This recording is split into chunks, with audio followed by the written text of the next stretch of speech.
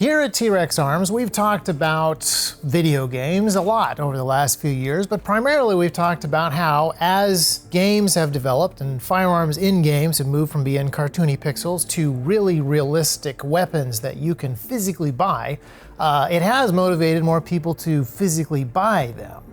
However, there is an aspect to realism in games, and first-person shooters specifically, that we haven't touched on much, and that's what we're getting into today.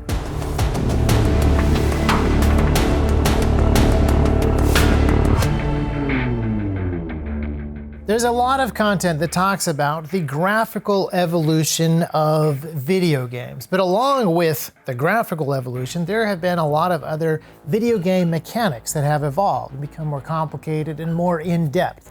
And I want to go into that into some detail because I think it's really important. At its heart, every video game at some level is a simulation, even if it's a non-simulator type game.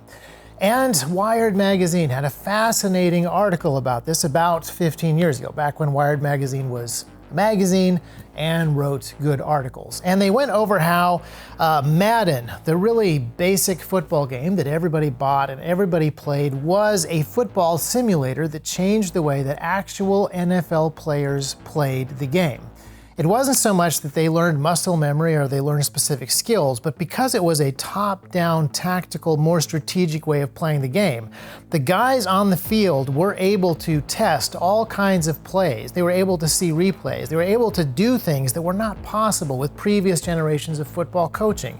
No matter how much game footage you watched, you couldn't really compete with 1 million hours of playing Madden. And so, as a result, there was a new generation of players that even though they played the game from a first-person perspective on the field, and they still needed just as much practice, and they still needed just as much athleticism, they thought about the game in a top-down, third-person tactical way that was unique, that they had learned in the game. So, let's talk a little bit more about some of the ways that video games, over time, as they've developed more complex weapon systems and more complex accessory systems for the player, have taught us to think about different aspects of the first-person shooter and skills in different ways. As you know, the history of video games starts out very simple and very crude, bouncing tennis balls, but as soon as possible, people want to get away from abstract, two-dimensional stuff into first-person perspective. They want to be the guy in the cockpit. They want to be the guy doing the things. And so our first-person game is something called Maze Wars. There's no combat involved, but it does involve going through a maze. There's no firearms, but there is this very interesting map and compass component, which is pretty fascinating considering that the year was 1974. It's just puzzle solving, and after that came Battlezone. That was from Atari, and that was tanks fighting each other.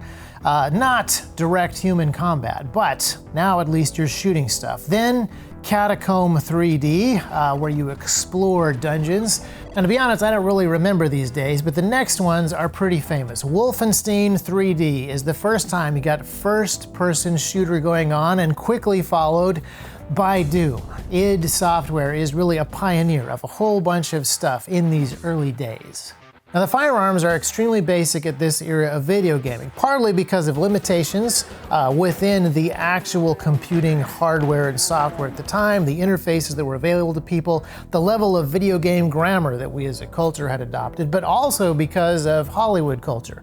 In video games, people don't look down their sights, they fire from the hip, just like action stars of the same time.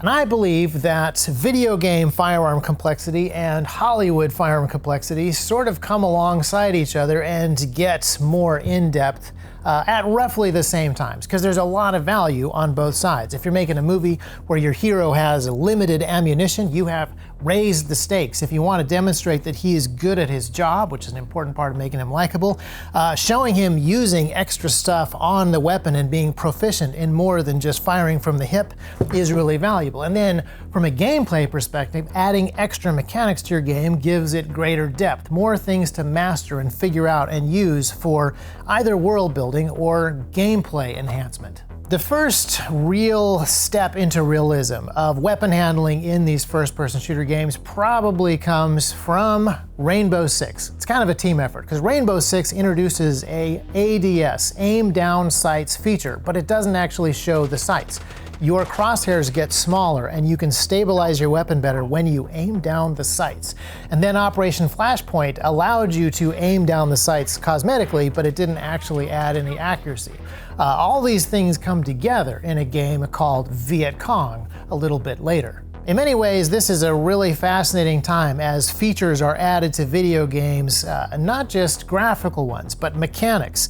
I want to give a special shout out to some of the Tom Clancy games because they add a huge amount of attempts at realism. Some of it is a little goofy, some of it is from the books and movies specifically, but a lot of it gets people thinking about specific sights and optics on specific guns. Games like Blackthorn allowed you to kit out your team before a mission with specific weapons, with specific accessories that changed the way that you would play the game and the way that you could do different things in specific missions. So all of this stuff is developing pretty quickly at this turn of the century time. Turn of the century times make it sound like it was a long time ago, which technically I guess it was a long time ago. It doesn't feel that long ago. I remember playing those games and thinking through some of these things and being fascinated by the realism that was added. But in many ways, it's pretty primitive stuff.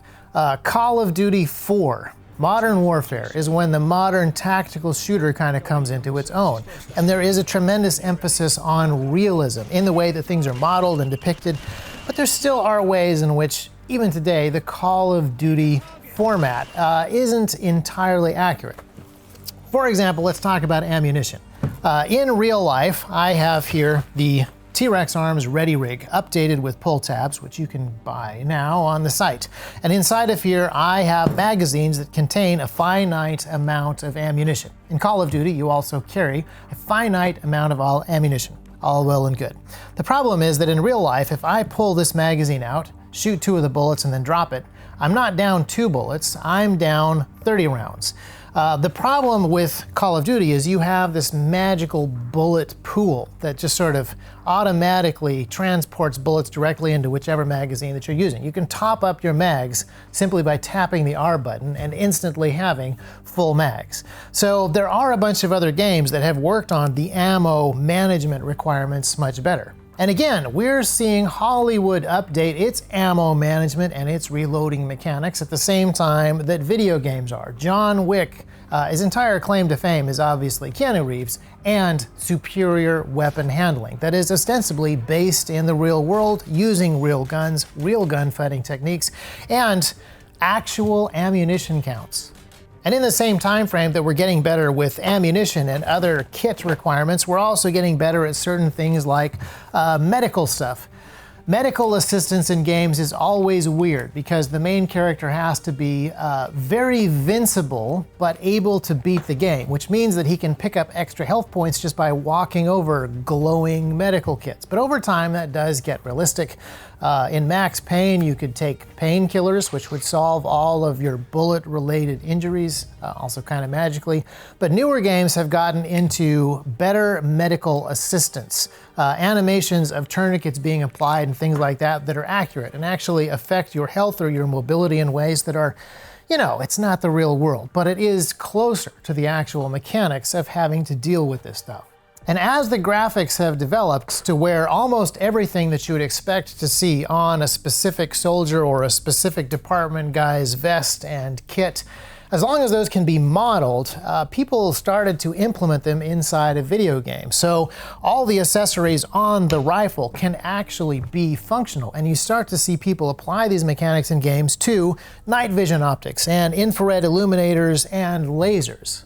I know there's still a few games that do health points as just percentages that disappear, but for the most part, a lot of games have adopted really specific wound management and debilitating injuries for specific limbs that need specific kinds of skills to address. And some of that is graphical complexity or what the game engine can actually run. But a lot of it is a demand for more depth in the gameplay itself.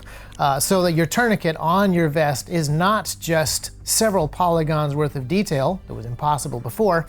It's actually a tool that you use. And the same is true of different optics. We talked about aim down sights, and we talked about the importance of different tactical magnification for specific missions. But as people add more layers of complexity to their gameplay, you start to get infrared lasers and illuminators that actually work inside of night vision, which is simulated. Maybe not perfectly, but much better than just a green filter. Once you start to add some of these things to your gameplay, you add a level of depth that players seem to enjoy, but also begins to teach some really interesting skills. They aren't skills that, again, you can apply because they're teaching you muscle memory and realism, but they are changing the way that you think about specific loadouts or specific tasks or the way that you would go about solving specific problems. If you are a regular T-Rex viewer, you're probably fairly familiar with night vision because you have watched a number of videos about it and possibly own a PVS-14. But for a lot of people in the United States and elsewhere, their knowledge of night vision has primarily come from these video game simulations. And that's true of a lot of the stuff on the table. Things like radios and other communications. Radio etiquette is something that is not much taught in the civilian space, but most of us have probably learned the downsides of bad radio etiquette in various video game lobbies over the years. I'm a use my shield. Oh, what do you want? You tell me what you want. As the internet has gotten fast enough that we can do multiplayer and we can do voice over IP and we can have voice communications inside of our FPSs, a lot of the benefits and downsides of radio communication are things that we can experience firsthand, and a bunch of us have. 32.33 repeating, of course, percentage of survival. Well, that's a lot better than we usually do. All right, chums up. Ready, guys? Let's do this. Leroy Dragons! Oh my god, he just ran in. And now that we can coordinate using either actual radios modeled in-game or just some kind of TeamSpeak or Discord server, whatever the kids are using nowadays, you need to coordinate and you need to use some of the tools that are inside of the games, like compasses and maps. Again, we've had compasses and maps inside of games since 1974, but as games have gotten more accurate, it's become more important for us to roam across wide areas of space, interact with increasing larger number of characters and players, and be able to situationally organize ourselves using in-game maps, in-game compass data, and often in-game communications. Again, this isn't teaching us muscle memory. It's usually not teaching us about specific gear, but these are all things that our brain is learning how to process and do at the same time. And now, video game engines are complex enough that they can simulate a huge amount of this stuff and do so very deliberately and on purpose. Specifically, the military simulators. There are games like the Arma series that are focused on simulating military equipment and operations so precisely that there's even a whole arm of Arma that is an actual military simulator for actual militaries to use to train their actual soldiers. We don't know much about it, what its capabilities are, what skills it's actually used for training, but there are a bunch of countries that use that specifically for their military training operations. And you can play it right now. And then there's other survival type games, DayZ and Tarkov, games that have focused on really complex, brutally unforgiving mechanics that are designed around accuracy, real-world consequences for real-world mistakes. And instead of floating compass HUDs, you got to pull out your actual compass to figure out your actual heading.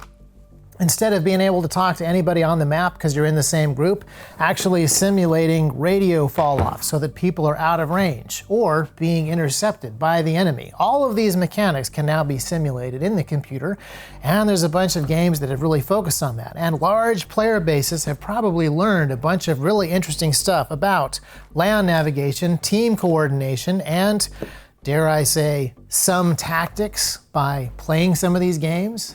Now, obviously, there has been a lot of conversation about video games over the years. Since the very first games where you could pick up a gun and shoot literal Hitler, people have complained that maybe they are dehumanizing, they are desensitizing, and they cause gun violence. And to be fair to those folks, since video games have been a thing, people shooting each other has also been a thing, so correlation appears to exist. But there's also been a lot of speculation as to how valuable the skills learned in video games actually are.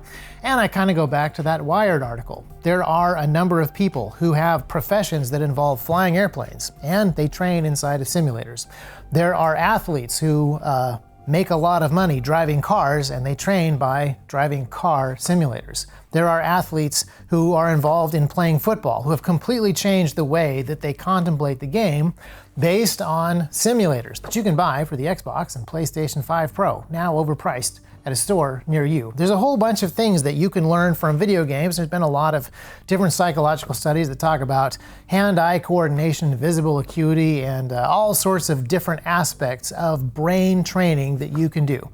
And I don't want to get too deep into that because I think that there's a lot to consider just on the basis of familiarity with certain types of objects and how they work, so that you can begin to think through problem solving in a slightly different way. Mindset is too big of a concept, it's too loose, that's not what I'm talking about. I'm kind of going back to something that I think about a lot, which is building shelves in your brain, so that when you find a new piece of information or a new fact or learn a new thing, instead of just adding it to the jumble, you have a place for it to go. Then when you run into that specific problem or that specific issue or are reminded by it, you already have a place where you can find that thing. I believe that video games that depict either really realistic radio comms or just require you to coordinate with your buddies because you're doing a thing that is hard, you are building shelves in your brain for actual communication. As video games have gotten more complicated, camouflage actually works in games now.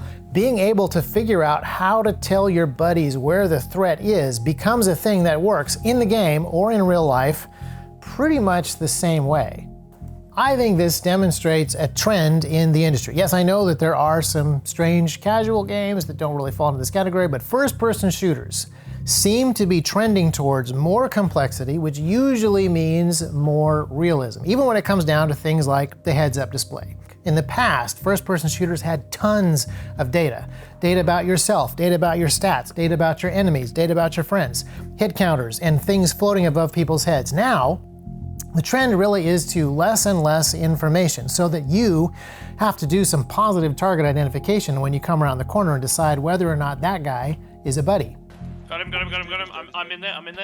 It's me! Stop shooting me! Sorry. Another trend is higher penalties for death, longer respawn times, more time in the lobby. All of these things indicate to me that there is an interest, generally speaking, in the first-person shooter audience for more complexity, more realism, higher stakes, and allowing the player, or forcing the player, to do more of his own thinking and solve more of his own problems, which means that the player is going to be learning a lot more about problem solvings and building more of those shelves in his brain, thinking about solutions, testing things out, and trying stuff. Here at T-Rex, we think that that is a really good trend. As society continues to develop in the direction that it's going, and video games develop in the direction that they're going, more and more real-world experience, even if you simulate it not in the real world, is a good thing. Now, you could argue that this is a trend that is pretty limited to just the hardcore video game players, those people who really appreciate Arma 2 and think that Arma 3 is some kind of sci-fi abomination, but I think that it spans a larger swath of culture than we realize. As movies shifted from Rambo firing from the hip to John Wick doing his tactical reloads, we had a space in the middle where Willem Dafoe was doing awesome stuff in the jungle with his Colt Commando Olympic Arms clone, but without an optic. That's the kind of thing that you wouldn't get away with today. There is a wider understanding and appreciation of a lot of these specific skill sets and pieces of equipment. The fact that Hollywood is leaning more into some of these hard skills and more accurate portrayals of things shows that there is a little bit more of an appetite for this across the board. Now, does that mean that everybody has thought through all of the ramifications of firearm ownership? Clearly not. But what it does mean is that there is a greater familiarity with some of this stuff, some of the skills that go behind it, and that is undeniably a good thing. For as long as video games have been advancing, which is several decades now, I can hardly believe that, there has been a focus on demonizing certain aspects of the video games, particularly as they have been able to visually portray firearms realistically. Even ignoring the skill side of things, visually depicting accurate firearms is a thing that has been widely criticized, and generally by people who would like to take away physical firearms. And the reason for that is, I think, really simple. If you are afraid of something, it's far easier to justify it being taken away. And so, as video games make people more familiar with firearms and understanding that they are physical objects that can be used to solve problems, occasionally goofy video game style problems, but nevertheless, to understand that these are physical items that are under our control, that we can manipulate and we can augment and we can accessorize so that we can be better suited to whatever mission that we have in hand, they're far less terrifying, and it's far harder for people to justify removing them. That Second Amendment makes more sense to people who have thought more about the skills and capabilities of a firearm. And the same is true of the First Amendment. This idea that we should be free to speak our minds and be able to discuss ideas and debate them and even disagree on them is something that is not terrifying to people who are familiar with and fluent in these kind of conversations. It is only the people who don't have these kinds of communication experiences or these kinds of interactions who are considerably worried about that ability and think that we should have tight controls on First Amendment stuff. So as long as media actually exposes people to different ideas, different conversations, different physical items, and allows people to become familiar with them, whether it is video games or, ironically enough, Hollywood itself, it's going to be much harder to actually make an argument that these things need to be taken away from us.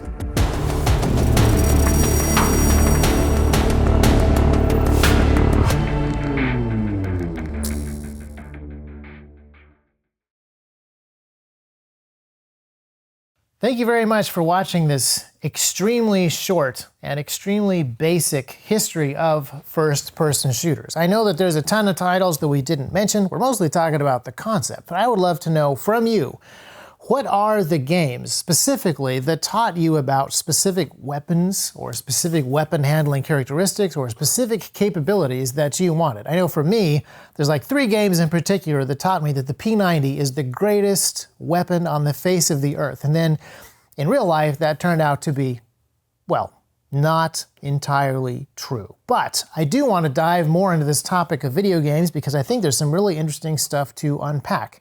And then also in the future, I would like to talk about Tom Clancy because his influence in this area of people understanding military equipment and understanding military policy goes far beyond even video games. So keep an eye out for that.